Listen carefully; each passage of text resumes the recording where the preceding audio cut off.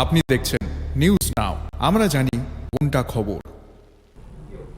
नमस्ते, आप सभी देख रहे हैं न्यूज नाउ में आज का समाचार। त्रिपुरा हाई कोर्ट के चीफ जस्टिस का ट्रांसफर हो चुका है। MS Ramchandra Rao Tripura high court के 9वें चीफ जस्टिस होंगे। जस्टिस ममिदाना सत्य रत्न श्री रामचंद्र राव त्रिपुरा हाई कोर्ट के मुख्य न्यायाधीश है। वे वर्तमान में झारखंड हाई कोर्ट में मुख्य न्यायाधीश के रूप में कार्यरत है। एमएस रामचंद्र राव त्रिपुरा उच्च न्यायालय के 9वें मुख्य न्यायाधीश के रूप में शपथ लेने जा रहे हैं। इस संबंध में ministry of law and justice के जॉइंट सेक्रेटरी जगन्नाथ श्रीवास्तव द्वारा एक अधिसूचना जारी की गई है। त्रिपुरा उच्च न्यायालय के वर्तमान मुख्य न्यायाधीश जस्टिस अपरेश कुमार सिंह का ट्रांसफर तेलंगाना हाई कोर्ट के मुख्य न्यायाधीश के रूप में किया गया है। एमएस रामचंद्र राव हिमाचल प्रदेश, पंजाब, हरियाणा और तेलंगाना हाई कोर्ट्स के न्यायाधीश रह चुके हैं। एक वकील के रूप में ममिदाना सत्य रत्न श्री रामचंद्र राव ने insurance regulatory and development authority, state bank of India, state bank of Hyderabad, district cooperative central bank, power grid corporation of India limited, Andhra Pradesh state financial corporation, institute of public enterprise और securities and exchange board of India तथा कई companies और financial institutions के साथ काम किया है। MS Ramchandra Rao के पिता जस्टिस एम जगन्नाथ राव भारत के सुप्रीम कोर्ट के पूर्व न्यायाधीश और भारत लॉ कमीशन के पूर्व अध्यक्ष भी थे। एमएस रामचंद्र राव ने civil law, company law, administrative and constitutional law, labour और सर्विस लॉ का अध्ययन किया है। एमएस रामचंद्र राव ने एक न्यायाधीश और मुख्य न्यायाधीश के रूप में अपने करियर में कई उल्लेखनीय फैसले लिए हैं। हिमाचल प्रदेश हाई कोर्ट के चीफ जस्टिस के रूप में एमएस रामचंद्र राव ने फैसला सुनाया कि कोई भी न्यायिक अधिकारी, चाहे उसके पास एडवोकेट के रूप में पिछले 7 वर्षों का अनुभव हो, एडवोकेट के लिए डायरेक्ट रिक्रूटमेंट कोटा के तहत एडिशनल डिस्ट्रिक्ट और सेशन जज की नियुक्ति के लिए आवेदन या प्रस्ताव नहीं कर सकता है। तेलंगाना और हैदराबाद हाई कोर्ट के मुख्य न्यायाधीश के रूप में एमएस रामचंद्र राव ने फैसला सुनाया कि विवाहित रिश्ते में निष्ठा बहुत महत्वपूर्ण होता है और यदि पति या पत्नी में से कोई एक बेवफाई का दोषी हो तो वो निश्चित रूप से दूसरे के लिए मानसिक क्रूरता का कारण बन सकता है। Bureau report, news now. राज्य मंत्रिमंडल ने टीचर्स की भर्ती के मामले में एक बड़ा फैसला लिया है। इस संबंध में राज्य मंत्रिमंडल ने 1615 पोस्ट ग्रेजुएट और ग्रेजुएट टीचर्स की भर्ती करने का निर्णय लिया है। मुख्यमंत्री डॉक्टर मानिक शाह की अध्यक्षता में मंगलवार को राज्य मंत्रिमंडल की बैठक हुई। शिक्षकों की भर्ती को लेकर राज्य मंत्रिमंडल की बैठक में एक बड़ा फैसला लिया गया। इस संबंध में 11वीं और 12वीं कक्षा के स्कूलों के लिए 915 पोस्ट ग्रेजुएट टीचर्स की भर्ती को मंजूरी दे दी गई है। मंत्री सुशांत चौधरी ने एक संवाददाता सम्मेलन में बताया, 915 জন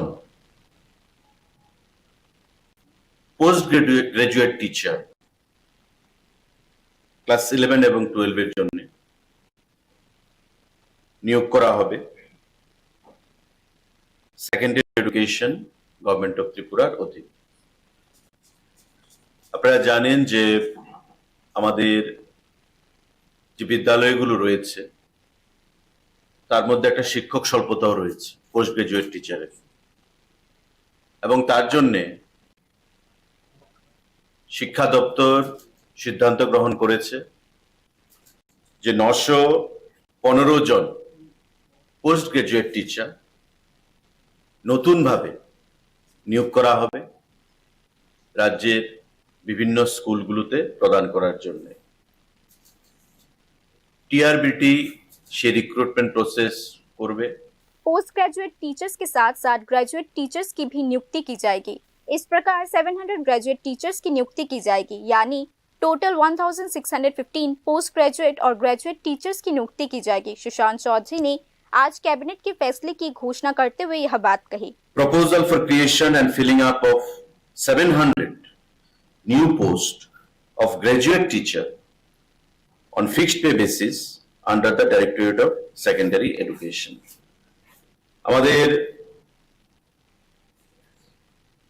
700 জিটি গ্রাজুয়েট টিচার ক্লাস 9 এবং 10 এর জন্য নিয়োগ করার সিদ্ধান্ত গ্রহণ করা হয়েছে, এবং দপ্তরের যে আরআর রয়েছে সেই আরআর মোতাবেক এই 700 টিচার নিয়োগ করা হবে। রাজ্যের ক্লাস 9 নবম স্ট্যান্ডার্ড এবং দশম স্ট্যান্ডার্ডের কথা মাথায় রেখে সারা রাজ্যের বিভিন্ন স্কুলগুলোর জন্য। 915 জন পোস্ট গ্রাজুয়েট টিচার পিজি এবং 700 আমাদের গ্রাজুয়েট টিচার জিটি নিয়োগ করার সিদ্ধান্ত সেখানে ঘোষণা করা হয়েছে। অর্থাৎ 915 প্লাস আমাদের 700, 1615 জন টোটাল টিচার জিটি এবং পিজি সেখানে নিয়োগ করা হবে, পোস্ট গ্রাজুয়েট टीचर এবং graduate teacher. Teachers recruitment board of Tripura निश्चित वेतन पर 1615 ग्रेजुएट और पोस्ट ग्रेजुएट टीचर्स की भर्ती के लिए परीक्षाएं आयोजित करेगा। गौरतलब है कि कोविड महामारी के कारण 2021-22 से पोस्ट ग्रेजुएट टीचर्स की भर्ती नहीं हुई है। संबंधित नौकरी के इच्छुक अभ्यर्थी ग्रेजुएट और पोस्ट ग्रेजुएट टीचर्स की भर्ती की मांग कर रहे थे। इसी बीच मंगलवार को राज्य मंत्रिमंडल की बैठक में स्वास्थ्य एवं परिवार कल्याण विभाग में कुल 6 डॉक्टरों की भर्ती की भी निर्णय ली गई है। इन डॉक्टरों की भर्ती टीपीएससी के माध्यम से की जाएगी। Bureau report, news now. Tripura Shanti Niketan medical college ने एक साल में 1 करोड़ पेड़ लगाने का अभियान शुरू किया था। इस अभियान से प्रेरित होकर 14 जुलाई को अगरतला स्थित विमेंस कॉलेज कैंपस में वृक्षारोपण कार्यक्रम आयोजित किया गया। किरण नामा ऋषिदास, सुष्मिता ऋषिदास और पायल ऋषिदास के संयुक्त प्रयासों से कॉलेज कैंपस में 10 पेड़ लगाए गए। इस पहल का उद्देश्य पर्यावरण को हरा भरा और सुंदर बनाए रखना है। कंकड़ पत्थर की इमारतों से घिरे वातावरण में हरियाली का एक बहुत अनूठा महत्व होता है, इसीलिए निरंतर वृक्षारोपण करना बहुत जरूरी हो जाता है। इस कार्यक्रम में भाग ले रहे विमेंस कॉलेज की छात्रा ने यह संदेश दिया।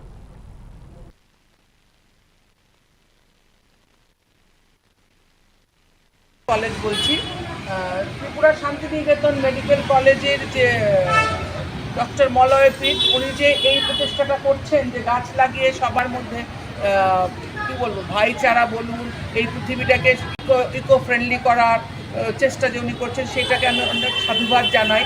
সত্যিই, কারণ আমরা এত মডার্ন হয়ে গেছি যে আমরা বাড়ি ঘর লোক সংখ্যার জন্য প্রচুর গাছ কেটে ফেলছি এবং সব হাই রাইজেস বিল্ডিং করছি, কিন্তু আমাদের সবার জানা উচিত যে গাছ ছাড়া আমরা মানুষরা টিকতে পারবো না। যদি প্রকৃতি সুন্দর না থাকে, আমরা দেখতে পাচ্ছি গ্লোবাল ওয়ার্মিং হচ্ছে, টেম্পারেচার বেড়ে যাচ্ছে, কোথাও হয়তো কন্টিনিউয়াস বৃষ্টি তো কোথাও কন্টিনিউয়াস রোদ, এইভাবে আমাদের পৃথিবীর ভারসাম্য হারিয়ে যাচ্ছে। তাই আমাদের প্রত্যেকটা মানুষেরই দরকার। আমি ওনার এই প্রচেষ্টাকে সাধুবাদ জানাই এই কারণে যে আমি মনে করি প্রত্যেকটা মানুষই আমাদের অ্যাটলিস্ট বছরে একটা করে গাছ লাগানো দরকার। আমরা যদি প্রত্যেকে আমাদের জন্মদিনে একটা করে গাছ লাগাই, তাহলে পৃথিবী আবার সুন্দর সবুজ ঘন সুন্দর হয়ে উঠবে এবং আমরা বলি জন্তু জানোয়ার পাখি মানুষ সব সুন্দর সহাবস্থান করতে পারবো এই সুন্দর পৃথিবীতে। কারণ আমাদের সবার মনে রাখতে হবে, এখন অবধি আমরা জানি একটাই প্ল্যানেট আছে, সেটা হলো পৃথিবী বা আর্থ, যেখানে মানুষ বাস করে। আর কিন্তু কোথাও এত যে আমাদের এতগুলো প্ল্যানেট আছে, 8টা বা 9টা যাই বলি আমরা, যদি ইয়েকে ধরি প্লুটোকে ধরি, কিন্তু সেটা আমাদের মনে রাখতে হবে আর কোথাও কিন্তু মানুষ বাস করতে পারে না, বা জীব প্রাণ নেই, জীবজন্তু নেই, যেটা শুধু পৃথিবীতে আছে। তাই সেটা এই পৃথিবীকে সুন্দর রাখা, টিকিয়ে রাখা আমাদের প্রত্যেকটা মানুষের কর্তব্য। बिजली दरों में भारी बढ़ोतरी के बाद अब राज्य सरकार ने वाटर टैक्स में भी भारी बढ़ोतरी कर दी है। इस संबंध में अधिसूचना जारी कर दी गई है। बिजली दरों में 77 पैसे पर यूनिट की बढ़ोतरी के बाद राज्य सरकार ने जल करों में भी बढ़ोतरी कर दी है। त्रिपुरा स्टेट वाटर बोर्ड ने इस संबंध में पहले ही एक अधिसूचना जारी कर दी है। वाटर टैक्स में बढ़ोतरी का निर्णय त्रिपुरा वाटर बोर्ड के प्रस्ताव के अनुसार और वाटर बोर्ड के अध्यक्ष एवं मुख्यमंत्री की अध्यक्षता में 7 मई को आयोजित त्रिपुरा वाटर बोर्ड की 5वीं बोर्ड मीटिंग की मंजूरी के साथ लिया गया। त्रिपुरा स्टेट वाटर बोर्ड के एक अधिसूचना में यह बात कही गई। त्रिपुरा स्टेट वाटर बोर्ड की यह 5वीं बोर्ड मीटिंग में जल शुल्क बढ़ाने और अनऑथराइज्ड डोमेस्टिक कनेक्शन को नियमित करने पर जुर्माना में वृद्धि के प्रस्ताव को भी मंजूरी दी गई है। इस निर्णय के अनुसार राज्य सरकार को शहरी क्षेत्र यानी अगरतला म्युनिसिपल कॉर्पोरेशन और अन्य म्युनिसिपल काउंसिल्स और नगर पंचायत में अलग से हाउस होल्ड कनेक्शन के लिए जल शुल्क में 20 रुपए की बढ़ोतरी की है। अर्थात जहां वर्तमान में यह शुल्क 40 रुपए पर यूनिट पर महीने है, वही नया बढ़ा हुआ शुल्क 60 रुपए पर महीने होगा। हालांकि राज्य सरकार ने इस मामले में प्रोफेशनल कनेक्शन के लिए पानी का शुल्क नहीं बढ़ाया है। मौजूदा अनऑथराइज्ड कनेक्शन के रेगुलराइजेशन के लिए वर्तमान मूल्य राशि 1000 रुपए थी, इसे 500 रुपए से बढ़ाकर 1500 रुपए कर दिया गया है। अधिसूचना में कहा गया है कि घरेलू कनेक्शन के अलावा किसी भी अन्य कनेक्शन को व्यावसायिक कनेक्शन माना जाएगा। जल कर की यह बढ़ी हुई दर 1 जून 2025 से लागू हो चुकी है। उल्लेखनीय है कि राज्य सरकार ने मार्च 2025 तक अगरतला म्युनिसिपल कॉर्पोरेशन के 84,378 घरों में पानी का कनेक्शन देने का योजना बनाया। त्रिपुरा स्टेट वाटर बोर्ड के अधिकारियों ने न्यूज नाउ को बताया है कि शहर के मध्य, दक्षिण, उत्तर और पूर्वी क्षेत्रों के 69.12% घरों में पानी का कनेक्शन देने की योजना बनाई गई है। इसके अलावा वाटर बोर्ड ने अमृत 2.0 परियोजना के तहत अगरतला में 13 अंडरग्राउंड और सरफेस वाटर ट्रीटमेंट प्लांट के संचालन की योजना भी बनाई है। इसी बीच बिजली दरों में बढ़ोतरी के बाद जल कर में बढ़ोतरी से चिंतित उपभोक्ताओं में तीखी प्रतिक्रिया उत्पन्न हुई है। चिंतित उपभोक्ताओं का कहना है कि जल कर में बढ़ोतरी से जीवन यापन की लागत बढ़ जाएगी, जो विशेष रूप से सीमित आय वाले लोगों के लिए समस्या उत्पन्न कर सकती है। परिणाम स्वरूप दैनिक जीवन की जल आवश्यकताओं को पूरा करना मुश्किल हो सकता है और स्वास्थ्य पर नकारात्मक प्रभाव पड़ सकता है। संबंधित सूचना अधिकारी हलकों के अनुसार शहरी और ग्रामीण दोनों क्षेत्रों में जल कर में वृद्धि का कृषि पर भी गहरा प्रभाव पड़ सकता है। सूचना विश्लेषकों के अनुसार जल कर में बढ़ोतरी से कृषि में पानी की लागत बढ़ जाएगी, जिसका असर फसल उत्पादन और किसानों की आय पर पड़ सकता है। 2018 से राज्य सरकार पहले ही प्रॉपर्टी टैक्स, वाटर चार्जेस और बिल्डिंग प्लान अप्रूवल फी में लगभग 50% की बढ़ोतरी कर चुकी है। न्यूज नाउ को मिली जानकारी के अनुसार इलेक्ट्रिसिटी रेट, पाइपलाइन गैस और वाटर टैक्स की बढ़ोतरी के बाद राज्य सरकार अब बिल्डिंग प्लान फी में 20 से 25% की और बढ़ोतरी करने का विचार कर रही है। Bureau report, news now. CPIM ने स्मार्ट मीटर्स वापस लेने की मुख्य मांग को लेकर राज्यव्यापी आंदोलन की घोषणा की है। इस संबंध में विपक्षी दल सीपीआईएम ने वाटर टैक्स बढ़ाने के सरकार के फैसले की तीखी आलोचना की। राज्य सरकार ने शहरी क्षेत्रों और नगर पंचायतों में जल कर में 20 रुपए पर यूनिट की बढ़ोतरी की है। सीपीआईएम ने इस पर कड़ी प्रतिक्रिया व्यक्त की है। राज्य सरकार ने पिछले 7.5 वर्षों में जल शुल्क में 100% की वृद्धि की है। इस प्रकार भाजपा सरकार विभिन्न क्षेत्रों में शुल्क बढ़ाकर जनता की जेब काटने का प्रयास कर रही है। विपक्षी दल सीपीआईएम ने मंगलवार को एक संवाददाता सम्मेलन में यह आरोप लगाया। मंत्रीरा आलू करे प्रेस कन्फारेंस करें, ब्रीफिंग करें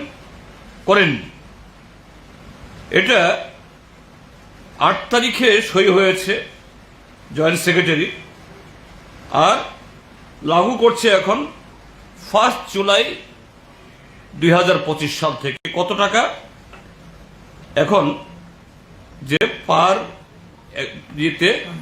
পার কানেকশনে পার মান্থ 40 টাকা, অর্থাৎ 7.5 বছরে 100% বাড়িয়ে দিল।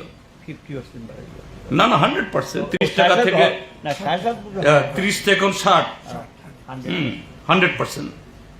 তারপর charge for the regularisation of existing unauthorised connection, যদি কেউ এরকম আনঅথরাইজড দিয়ে থাকে এটা রেগুলার করতে গেলে পরে এটা ছিল আগে 1000 টাকা, এটা করেছে 1500 টাকা, এটাও 50% বাড়িয়ে দিল।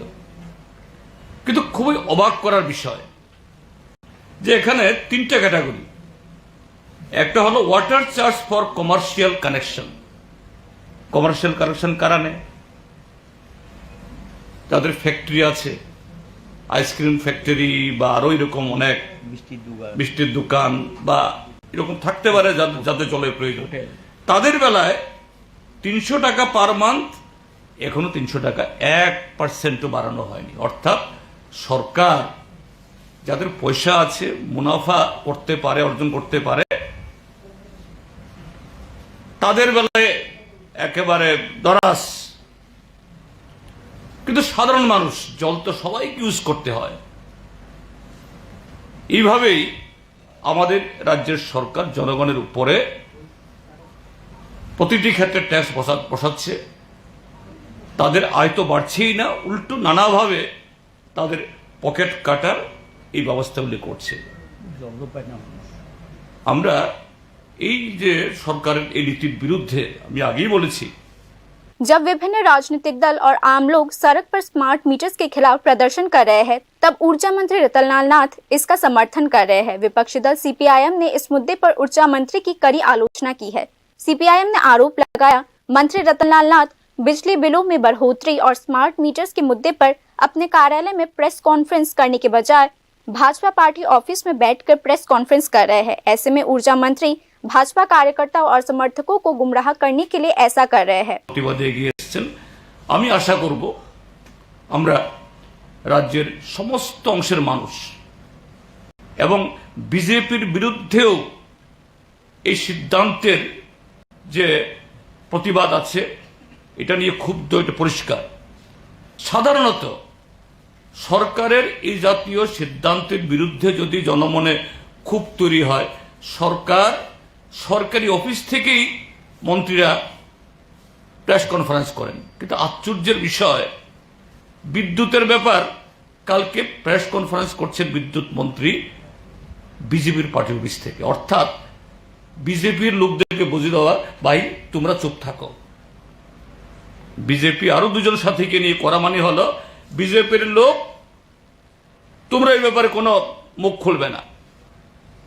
কাজে খুব কায়দা করে মাননীয় বিদ্যুৎ মন্ত্রী যে বিদ্যুৎ নিগমের অফিস বা মহাকরণ থেকে বা তার অফিস থেকে তার এই যে ম্যারাথন এই না করে তিনি পার্টি অফিস থেকে করছেন। অর্থাৎ বিজেপির লোকজন তোমরা ক্ষুব্ধ হইও না, তোমরাও যদি এইভাবে মুখ খোলো তাহলে তো আমাদের সরকারের কাজকর্ম করা এবং যেভাবে এই রাজ্যের মানুষকে ঠকানোর।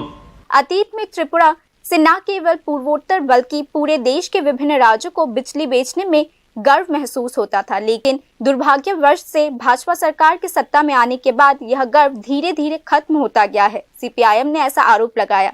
सीपीआईएम ने आज आरोप लगाया कि राज्य सरकार ने बिजली सेवा का पूर्ण निजीकरण करने के लिए स्मार्ट मीटर्स प्रोजेक्ट को लागू करने का निर्णय लिया है। विपक्षी दल सीपीआईएम ने चेतावनी दी है कि अगर यह निर्णय तुरंत वापस नहीं लिया गया तो वे राज्यव्यापी आंदोलन शुरू करेंगे। Bureau report, news now. बाकी की खबरें अंतराल के बाद। আপনি দেখছেন নিউজ নাও, আমরা জানি কোনটা খবর।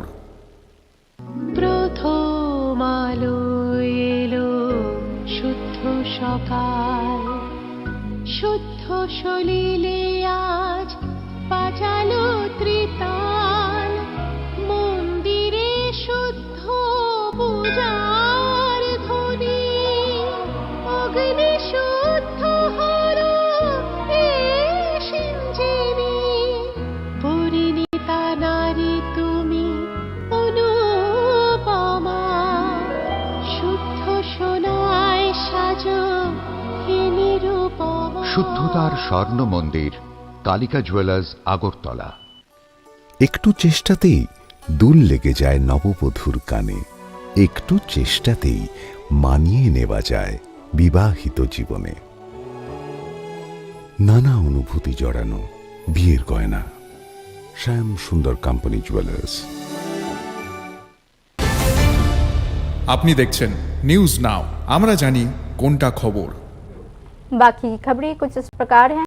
मीडिएशन ऑल्टरनेटिव डिस्प्यूट रेजोल्यूशन की एक रिकॉग्नाइज्ड मेथड है। मीडिएशन के माध्यम से कम लागत में मामले का निपटारा किया जा सकता है। Supreme court, national legal service authority और हीलिंग एंड रिकाउंसिलिएशन प्रोजेक्ट कमेटी ने मिलकर 90 days medicine for the nation शुरू किया है। यह अभियान पूरे देश के साथ साथ राज्य में भी शुरू किया गया है। यह विशेष अभियान 1 जुलाई 2025 से शुरू होकर 30 सितंबर 2025 तक जारी रहेगा। इस अभियान में पेंडिंग केसेस का कम लागत में निपटारा किया जाएगा। Tripura state legal service authority के मेंबर सेक्रेटरी झूमना दत्ता चौधरी ने बताया कि राज्य के प्रत्येक जिले में एक मीडिएशन सेंटर है और त्रिपुरा हाई कोर्ट सहित टोटल 9 आर्बिट्रेशन सेंटर्स है। স্টার্ট হয়ে গেছে। তো আমি মিডিয়া বন্ধুদের মাধ্যমে যারা এই বিভিন্ন মামলাগুলি রেফার করা হচ্ছে এবং সেখানে যারা পার্টি রয়েছেন তাদেরকে আমি রিকোয়েস্ট করব, অনুরোধ করব যে আপনারা এই যে সুবিধা, সেই সুবিধা আপনারা সুযোগটা গ্রহণ করুন এবং আপনাদের নিজস্ব যে ডিসিশন সেই অনুযায়ী আপনারা আপনাদের কেসটা সম্পন্ন করেন, নিষ্পত্তি করবেন এবং সেই সুযোগটা আপনারা গ্রহণ করুন।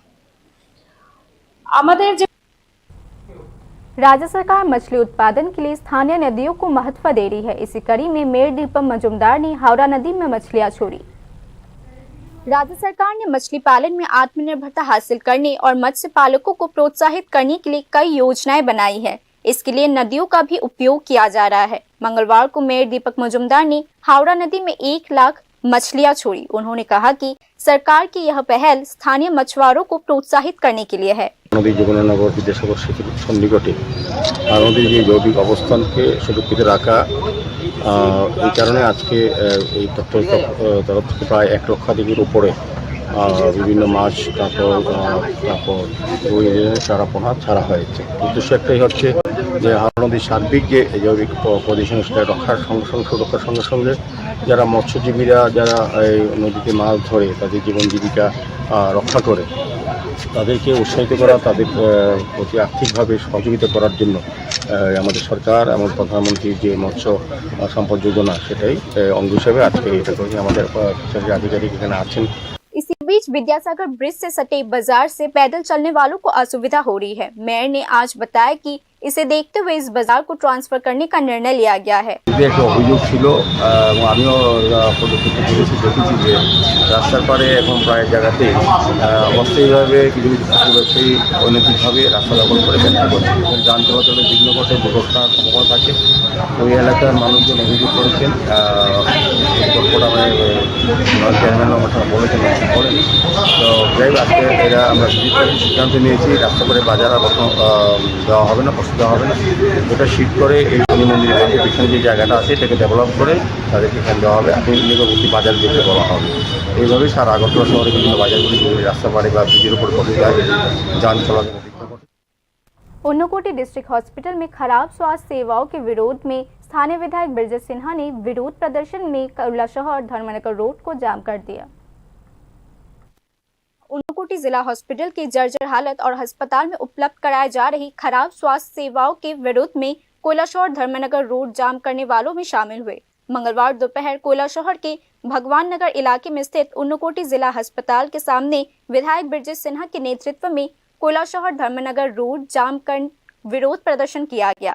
राजधानी अगरतला से कुछ 100 किलोमीटर दूर स्थित ऊनकोटी जिला अस्पताल में खराब स्वास्थ्य सेवाओं का मुद्दा राज्य विधानसभा में कई बार उठाया जा चुका है, लेकिन इस संबंध में कोई कार्यवाही नहीं की जा रही है। विधायक ब्रजेश सिन्हा ने कहा कि जिला हॉस्पिटल में विशिष्ट डॉक्टरों की कमी है, शुद्ध पेयजल उपलब्ध नहीं है, पूरा ऊनकोटी जिला हॉस्पिटल गंदा और अस्वच्छ है, अस्पताल के शौचालय और स्नान गृह उपयोग लायक बचा है, बिना किसी टेंडर के दवाएं खरीदी जा रही है। আমরা সরকারকে অবগত করেছি, বিধানসভাতেও আমরা স্বাস্থ্যমন্ত্রী মুখ্যমন্ত্রী নজরে এনেছি, কিন্তু এই হাসপাতালে কোনো গতি হচ্ছে না। স্পেশালিস্ট ডাক্তারের অভাব, পরিচ্ছন্নতার অভাব এবং এখানে চুচুরি হচ্ছে, বিনা টেন্ডারে ঔষধ নিচ্ছে এটাও শুনেছি। এখানে বিশুদ্ধ পানীয় জলের ব্যবস্থা ভিতরে নেই, বেশি টাকার কথা না, 2 লক্ষ টাকা খরচ করে 5-10টা মেশিন বসানো যায় পানীয় জল, বেশি করেনি। ভিতরে যে টয়লেটগুলো আছে, পুরুষের হোক মহিলার হোক, টয়লেটে যেতে গেলে প্রচুর জল নিচে, নোংরা জল। उन्होंने यह भी आरोप लगाया कि इस मामले में रोगी कार्यालय संघ अस्तित्वहीन हो चुका है। রোগী কল্যাণ সমিতি আছে, একদিনও মিটিং ডাকলো না। আমি তো এই ডিস্ট্রিক্টে একজন নির্বাচিত প্রতিনিধি এমএলএদের ডাকতে হয়, রোগী কল্যাণ সমিতি আছে কিনা আমি এখনো জানি না। আরজিএম হসপিটালে রোগী কল্যাণ সমিতি আছে এবং মাঝে মধ্যে বছরে একবার মিটিং ডাকে। একবার আমি গিয়েছিলাম, আমি 1 ঘন্টা বসে রয়েছি, কমিটির যারা কর্মকর্তা কেউ আসেন। এই অবস্থার স্বাস্থ্য পরিষেবা নিয়ে বিজেপি সরকার ছেলে খেলা করছে, কারণ মানুষ এই হাসপাতালের উপরে কোনো ভরসা নেই। स्थानीय विधायक ब्रजेश सिन्हा ने भी जिला हॉस्पिटल की बेहाली के लिए ऊनकोटी जिला प्रशासन की कड़ी आलोचना की। कैलाशहर धर्मनगर रोड को लगभग 1 घंटे तक जाम रखने के बाद आज कांग्रेस के एक प्रतिनिधिमंडल ने जिला हॉस्पिटल के चिकित्सक अध्यक्ष को एक ज्ञापन भी सौंपा है। ये रिपोर्ट न्यूज़ नाउ।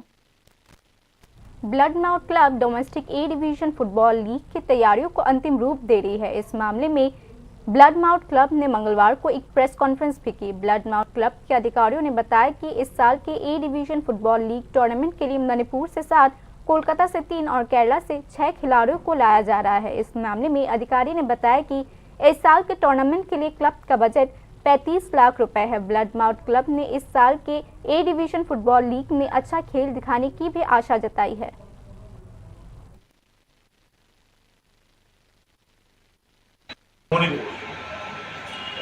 তিনজন প্লেয়ার কামিং ফ্রম কলকাতা, 3 জন কলকাতা থেকে আমাদের গেলে এই বছর খেলবে আমাদের প্রাপ্যদের পক্ষে। 6 জন প্লেয়ার কেরালা থেকে আমাদের গেলে এসছে এই বছর। এই 6 জন প্লেয়ার আমাদের এই বছর প্রাপ্য ক্লাবের অডিশনে আমরা ওদের আপনারা খেলা দেখতে পাবেন। बाकी की खबरें अंतराल के बाद। बाकी न्यूज अपडेट्स के लिए देखते रहिए न्यूज़ नाउ। शुभ रात्रि।